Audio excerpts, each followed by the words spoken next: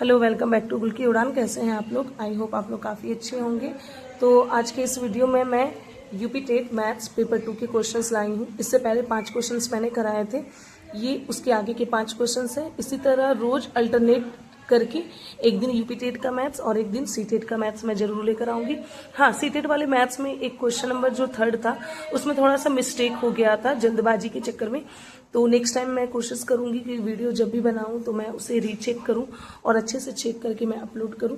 थोड़ा सा मिस्टेक वो सबसे हो जाता है, लेकिन बात ये कि जब मैं वीडियो डाल रही हूँ वो काफ़ी लोग देखेंगे और मिसकंसेप्शन जो है बाकी लोगों में फैलेगा, तो उस चीज़ को मुझे ध्यान देना है। और जिन्होंने मुझे करेक्शन किया उसके लिए thank you so much.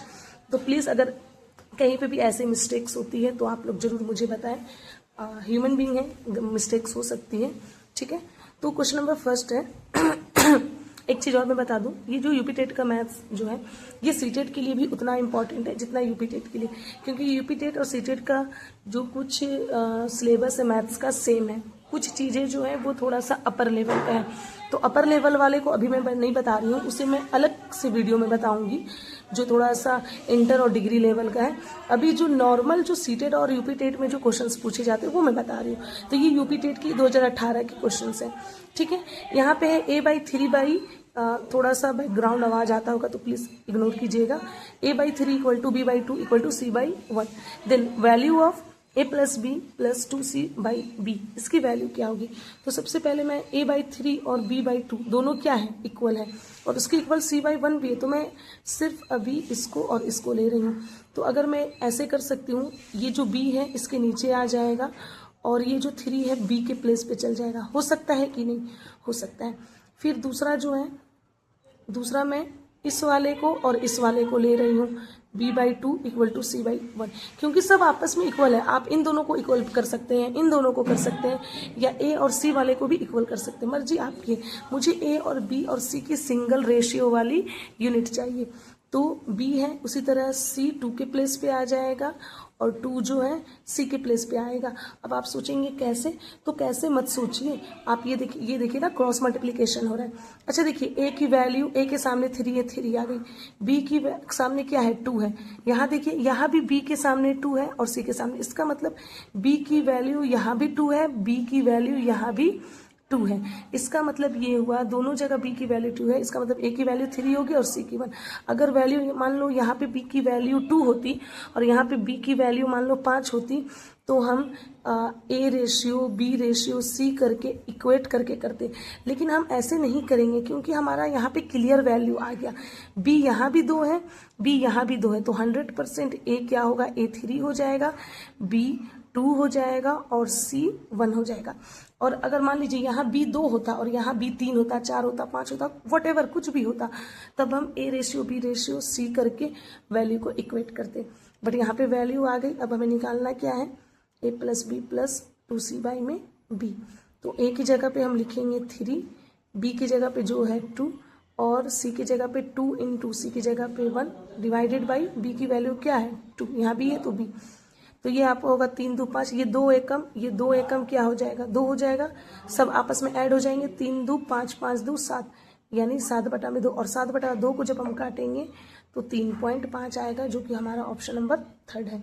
Okay, I hope ये क्वेश्चन आपको समझ में आया होगा। ये सीटेड में भी ऐसे क्वेश्चंस रेशियो पर क्वेश्चन के पूछे जाते हैं और आपका सीटेड में भी रेशियो का और सिलेबस है। ओके, अब आते हैं क्वेश्चन नंबर 2 में। हाँ देखिए, ये क्वेश्चन है, find the value of k for which equation x - ky = 2, 3x + 2y = 5 has unique solution. कहता है k का वैल्यू निकालिए अगर आपका इस इक्वेशन, इस समीकरण और इस समीकरण का जो वैल्यू आता है वो क्या आता है, यूनिक सॉल्यूशन। यूनिक सॉल्यूशन मतलब अद्वितीय हल, यानी इस समीकरण का अगर अद्वितीय हल है तो k का मान बताइए। ठीक है, देखिए a1/a2 डजंट इक्वल टू, जब b1/b2 होता है तो सॉल्यूशन कैसा होता है, यूनिक होता है। ये आपका क्लास 10th का चैप्टर नंबर, चूंकि मैं 9th 10th के बच्चों को भी पढ़ाती हूँ, ठीक है, तो ये a1/a2 = b1/b2 यूनिक सॉल्यूशन, ये I think chapter number two में नहीं, आई थिंक 3 में है। लीनियर इक्वेशन इन 2 वेरिएबल का ये क्वेश्चन है, ठीक है, जिसमें यूनिक सॉल्यूशन, मैनी सॉल्यूशन या इनफाइनाइट सॉल्यूशन, और एक आपका हो जाएगा no solution. a1/a2 doesn't equal to b1/b2 unique solution होता है अगर, और मैं आपको बता दूं इनफाइनाइट कब होता है, जब a1/a2 इक्वल टू b1/b2 या c1/c2 होता है, तो सॉल्यूशन आपका क्या होता है, सॉल्यूशन आपका होता है इनफाइनाइट। ओके, तो क्या मैं बता रही थी, a1/a2 b1/b2 c1/c2 infinite solution होता है, या इनफाइनाइट कहें या मैनी सॉल्यूशन कहें, ठीक है। और मैं आपको बता दूं एक होता है a1/a2 equal to b1/b2 doesn't equal to c1/c2। तो इस कंडीशन में आपका होता है नो सॉल्यूशन, इसमें कोई भी सॉल्यूशन नहीं होता है। ओके, तो यूनिक सॉल्यूशन होगा तो a1/a2 b1/b2 होगा, इनफाइनाइट या मैनी सॉल्यूशन होगा तो a1/a2 b1/b2 c1/c2 होगा। जब कोई भी सॉल्यूशन नहीं होगा, मतलब कोई हल नहीं होगा, तो a1/a2 b1 equal to b1/b2 doesn't equal to c1/c2। Infinite या मैनी सॉल्यूशन का कहते हैं अपरिमित हल, मतलब बहुत सारा हल होता है, ठीक है। तो चलिए इसका क्या होता है, a1 और a2 b1/b2 को लेना है। जैसे पहले मैं इक्वेशन लिखती हूँ, x minus ky equal to 2। दूसरा इक्वेशन है 3x plus 2y equal to 5। तो आपको पता है x वाला जो कॉफिशिएंट जो है वो a है, y का जो कॉफिशिएंट है वो b है, यानी x का कॉफिशिएंट आगे का क्या हो गया 1, और इसका कॉफिशिएंट a1/a2, जैसे मैंने अभी बताया था आपको, मैं यहाँ पे लिखती हूँ a1/a2 डजंट इक्वल टू क्या होता है b1/b2। तो ध्यान से एक मिनट, ठीक है। तो a1 की जगह पे यहाँ पे कॉफिशिएंट कुछ नहीं है तो 1 है, a2 का 3 है, ठीक है। b1 का क्या है माइनस के है, और b2 का क्या है 2 है, ठीक है। और ऐसे भी देखिए ये दोनों आपस में इक्वल नहीं है, तो ये क्या होगा डजंट इक्वल टू ही होगा, लेकिन हमें k का वैल्यू निकालना है। 1/3 doesn't equal to minus k/2, तो k की वैल्यू निकालें, k जहाँ है वहीं पे रहने देते हैं, ठीक है। डजंट इक्वल टू है 1 में मल्टीप्लाई होगा, क्रॉस मल्टीप्लाई, तो 2 1 जा 2, 2/3, या इस माइनस को हम इधर ले जाए तो हम कह सकते हैं k इक्वल टू माइनस 2/3। तो ऑप्शन में है k इक्वल नहीं देंगे, डजंट इक्वल टू है, तो k equal to doesn't equal to minus 2/3, तो k equal to doesn't equal to minus 2/3। ये है आपका ऑप्शन नंबर है आपका 1। देखिए कुछ लोग कंफ्यूज हो जाएंगे, k इक्वल टू माइनस 2/3 यहाँ पे भी है, लेकिन आपको इक्वल नहीं है। आपको पता है यूनिक सॉल्यूशन होता है तो a1/a2 का रेशियो b1/b2 का रेशियो इक्वल नहीं होता है, ठीक है। तो ये सॉल्यूशन आपका होगा कौन सा, पहला वाला होगा, इसको टिक मत कीजिएगा। चलिए अब हम लोग चलते हैं नेक्स्ट क्वेश्चन में। देखिए नेक्स्ट क्वेश्चन है आपका जो कि टाइम एंड वर्क का है। A can do a work in, दिख नहीं रहा है मुझे, 6 days, okay 6 days. B takes कहता है एक ए है, ए एक काम को कितने दिन में करता है 6 दिन में। बी टेक्स 8 डेज, बी कितने दिन में करता है 8 डेज में, to complete 8 days to complete it. C takes as long as A and B, जो सी है ना वो कितना टाइम लेता है, जितना ए और बी लेता है ना, ए और बी जितना दिन में करते हैं, जैसे ए 6 दिन में करता है बी 8 दिन में, तो ये मत सोचिएगा दोनों मिला के 14 दिन में करते हैं, नहीं, ए 6 दिन में करता है बी 8 दिन में, तो ए तेजी से काम कर रहा होगा, इसकी इफिशियंसी ज्यादा होगी। बी 8 दिन में कर रहा है तो इसकी इफिशियंसी क्षमता कम होगी, तो दोनों जब मिलेंगे तो कुछ दिन में काम करेंगे। 14 जोड़ मत दीजिएगा कि 6 8 14 दिन में काम होगा, ऐसे नहीं। यानी सी का जो काम है वो ए और बी दोनों मिल के जितना दिन में करते हैं उतना दिन होगा। तो देखिए ऐसे वाले क्वेश्चंस को क्या करते हैं, जो पहले गिवन है इनका हम लोग 6 और 8 का एलसीएम निकालेंगे, तो आएगा 24। तो 6 के पहाड़े में 24 कितने बार में आता है, 4 बार में, 6 चौके 24। 8 का पहाड़ा में 24 कितने आता है, 3 बार में, 8 3 24। तो टोटल काम कितना है, ध्यान से देखिएगा, यहाँ पे मैं कर रही हूँ, टोटल काम 24 है। और ए और बी, ओके, ए और बी, ए फास्ट काम कर रहा है इसीलिए इसकी क्षमता 4 है, बी थोड़ा स्लो काम कर रहा है तभी ज्यादा दिन ले रहा है, इसकी क्षमता 3 है। दोनों की इफिशियंसी कितनी हो जाएगी, 4 + 3 मिलाकर, यानी दोनों की हो गई 7, ठीक है। तो ध्यान से देखिए, दोनों की मतलब ए की क्षमता 4 थी काम करने की, बी की क्षमता 3 थी, दोनों की जो इफिशियंसी यानी क्षमता हो गई 7 हो गई। यहाँ पे मैं बता रही हूँ, थोड़ा सा ध्यान दीजिएगा, ठीक है ना। ये रफ का वर्क मैं लिख दे रही हूँ, ठीक है। यानी ए का हो गया, यानी टोटल काम है 24, ए और बी दोनों मिलकर, दोनों का मिलाकर क्षमता कितना है 7, तो 7 से डिवाइड देंगे, 1 मिनट, 4 + 3, सॉरी, हाँ, तो टोटल काम कितना है 24 और दोनों की इफिशियंसी 7 है, तो 7 से डिवाइड देंगे, लेकिन इसे डिवाइड देंगे तो ये किस में जाएगा, पॉइंट में, तो हम पॉइंट में नहीं रखकर हम इसी तरह सी का लिख देंगे 24/7, यानी सी का जो सी कितने दिनों में काम करता है 24/7। अच्छा, फिर से 6, 8 और 24 का एलसीएम निकालेंगे तो 24, 6 का पहाड़ा में 24, 4 बार में 4 इफिशियंसी होगी, 8 का पहाड़ा में 24, 3 बार में 3 इफिशियंसी होगी। अब इसका कैसे निकालेंगे, देखिए इसका निकालने का तरीका है 24 को 24/7 से डिवाइड कर देंगे, तो ये 24 और ये 7 ऊपर जाएगा, 24 नीचे आएगा, 24 से 24 कटा, यानी इसकी सी की जो जैसे इसकी इफिशियंसी 4 हो गई, इसकी इफिशियंसी 3 हो गई, तो इसकी इफिशियंसी कितनी हो जाएगी, इसकी इफिशियंसी हो जाएगी 7। अब हमें जो पूछा है, how long will it take B and C to complete the work, B और सी दोनों मिलकर कितने दिनों में काम करते हैं, तो बी और सी का हम इफिशियंसी जोड़ेंगे, बी की इफिशियंसी कितनी है 3 और सी की इफिशियंसी कितनी निकली है 7, 3 और 7 10, और टोटल काम कितना है, तो टोटल काम आपका अभी भी 24 है, तो 24, देखिए किसी का काम निकालने के लिए क्या किया जाता है, जो टोटल काम है उसको जिसका भी कह रहा है उसकी इफिशियंसी से भाग दे देंगे, तो बी और सी का पूछा है तो बी और सी का मिला के 10 हुआ तो 10 से देंगे। अगर सिर्फ ए का पूछता तो 24 को 4 से डिवाइड करते, सिर्फ बी का पूछता तो 24 को 8 से डिवाइड करते, अगर मान लीजिए ए और बी का पूछता तो 24 को 7 से डिवाइड करते, अगर मान लीजिए ए और सी का पूछता तो 24 को 7 और 4 11 से डिवाइड करते, तो 2 एकम 2, 2 दूनी 4, 2 पचे 10, तो 12/5 को हम लोग लिख सकते हैं 2 कंप्लीट, 2/5, 5 दूनी 10, 2 नहीं 12/5, जो कि है ऑप्शन नंबर 4। आई होप आपकी समझ में आया होगा, रिपीट करके देख लीजिएगा। ओके, अब आते हैं क्वेश्चन नंबर 4 में, जो कि है if centroid of the points इतना, इतना एंड इतना एंड इतना, then find the value of x. आपको पता है कि एक ट्रायंगल के ये तीनों पॉइंट है, एक है कितना 3/5, दूसरा कितना है 6y और चौथा कितना है -3 और 5, और इसका जो सेंट्रॉइड है ये तीनों जब वर्टिसेज का पॉइंट मिलता है ना तो इसको सेंट्रॉइड कहते हैं। ये कितना है x और y है, तो x और y का ही वैल्यू निकालना है। तो देखिए सेंट्रॉइड का फॉर्मूला होता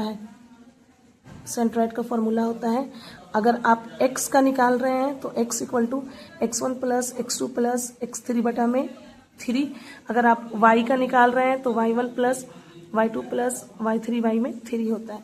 तो x की जगह पे x लिखेंगे, x1 कितना है देख लीजिए, ये हमारा x1 है, पहला वाला x2 है, तीसरा वाला x3 है, तो x1 हमारा हो गया 3, x2 हो गया 6 और x3 हो गया -3, ठीक है, और बटा में 3, देखिए +3 और ये -3, प्लस माइनस माइनस हो जाएगा, कट गया, 3/6, 3 एकम 3, 3 दूनी 6, यानी x का वैल्यू आ गया 2। यहाँ पे मैंने ऑप्शन नहीं लिखा है, ठीक है।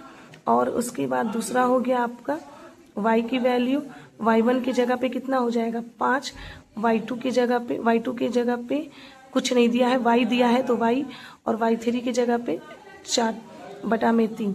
अब तो ये नहीं होगा, ये इसमें जुड़ जाएगा, क्रॉस मल्टीप्लाई हो जाएगा, तो ये हो जाएगा 3y, और ये नंबर में नंबर ऐड हो जाएगा 5 4 9 और प्लस में ये y, या हम कह सकते हैं 3y, y को इधर लाएंगे -y/9, या हम कह सकते हैं 3y में से y जाएगा 2y/9, या हम कह सकते हैं y = 9/2, यानी हमारी जो वैल्यू आ गई x = 2 और y = 9/2। इसका मैंने ऑप्शन नहीं लिखा है, मैं आपको दिखा दूंगी अभी, ठीक है। पहले मैं क्वेश्चन नंबर 5 दिखा दूं, यही हमारा आंसर हो गया 2 और 9/2। चलिए देखिए, इसका भी मैंने फिगर नहीं बनाया है, बस 1 मिनट में फिगर बना लूँ। ओके, तो देखिए ये आप देख सकते हैं, जो मैंने टेस्ट दिया था तो ये क्वेश्चन मैंने गलत कर दिया था, मैंने यहाँ पे 2 की जगह पे मैंने 3 लिख दिया था, तो और 3 1 जा 3, 3 3 जा 9 मैंने कर दिया था, तो x = 2 y = 3, इस वाले ऑप्शन को मैंने टिक कर दिया था कि जो कि क्या थी, ये थोड़ा सा गलती की वजह से ये मिस्टेक हो गया था। तो देखिए x = 2 और y = 9/2 मेरा भी यहाँ पे ऑप्शन आया था, आप देख सकते हैं x = 2 और y = 9/2। ओके, ये जो है क्वेश्चन ये क्वेश्चन आप देख सकते हैं, ये वाला फिगर मैंने नहीं बनाया था, ये मैं टेक्स्ट बुक से टेस्ट देती हूँ, ठीक है। चलिए, कह रहे हैं in the following figure PAB is second. PAB क्या है? एक सेकेंड है। सेकेंड को हिंदी में क्या कहते हैं आपको पता है? छेदक। एक छेदक है जो कि इसको छेद करते हुए जा रही है। And PT is a tangent. PT क्या है? इसकी टेंजेंट है। टेंजेंट है। PT क्या है? PT tangent. टेंजेंट की हिंदी में बताते चलो, इसको कहते हैं स्पर्श रेखा। स्पर्श रेखा कहते हैं, ठीक है। एंड सर्कल, ठीक है। PT क्या है? एक टेंजेंट है, सर्कल है। PAB क्या है? सेकेंड है यानी छेदक है। PT, ये जो PT है ना, ये है 5 सेंटीमीटर। ये जो PA है ना, वो कितना है? 3 सेंटीमीटर, ठीक है। मोबाइल में मुझे नहीं नजर आ रहा था कि यहाँ पे क्या लिखा हुआ है, ठीक है। ऊपर कैमरे का निशान आ जाता है ना, ठीक है। PA क्या है? 3 centimetre. Then find the measure of AB।